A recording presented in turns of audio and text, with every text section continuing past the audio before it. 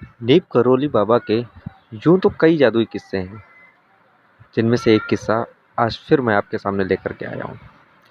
एक बार नीम करोली बाबा अपनी दाढ़ी बनवाने के लिए नाऊ की दुकान पर बैठे हुए थे। नाऊ ने उनके छाती से एक कपड़ा लपेटा और दाढ़ी बनाना शुरू कर दिया। दाढ़ी बनाते बनाते उसने अपना किस्सा भी रोना शुरू कर दिया बाबा के सामने, क्योंकि बाबा के चमत्कार के बारे में उसे पहले से पता था।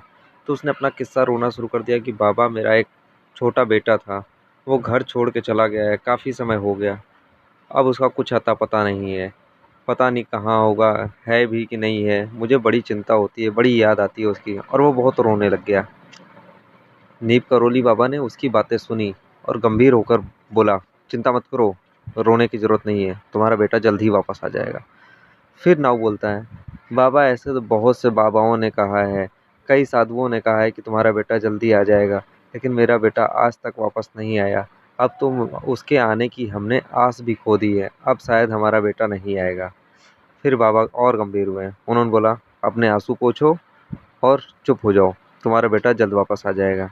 फिर उन्होंने दाढ़ी बनवाते बनवाते, उनकी आधी दाढ़ी बनी हुई थी, अपने छाती पर से उसका कपड़ा हटाया और बोला, मेरी आधी दाढ़ी थोड़ी देर में बनाना, मुझे लघु शंका आई है, मैं लघु शंका करके आता हूँ, फिर ये जो आधी दाढ़ी बची है ये तब बना देना। बाबा कपड़ा हटा करके लघु शंका के लिए चले गए। उसके बाद फिर वापस आते हैं, फिर कपड़ा लपेटवाते हैं छाती से और फिर कहते हैं, अब मेरी पूरी दाढ़ी बना दो। फिर नाऊ जब दाढ़ी बनाने लगता है तो बाबा उसको फिर एक बार आश्वासन देते हैं कि परेशान होने की ज़रूरत नहीं है, मैं बोल रहा हूँ ना, तुम्हारा बेटा बहुत जल्द वापस आ जाएगा। उसके बाद दाढ़ी बनवा करके बाबा चले जाते हैं। अगला दिन शुरू होता है और सुबह के साथ ही सवेरे जैसे ही नाऊ अपनी दुकान खोलता है, नाऊ का लड़का उधर से चला आता है। नाऊ अपने लड़के को देखकर बड़ा ही आश्चर्यचकित होता है कि ये कैसा चमत्कार है। उसके बाद वो अपने बेटे को सीने से लगा लेता है।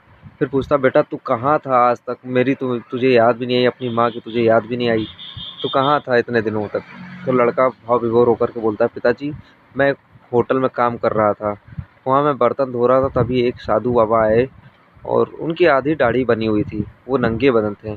उन्होंने मुझे कहा, बेटा घर चले जाओ, तेरे माँ बाप बहुत चिंतित हैं, तुझे हर पल याद करते हैं और रोते रहते हैं, इसलिए बेटा तेरी गाड़ी का समय हो गया है, तू सारा काम छोड़ और दौड़ के अपने घर जा।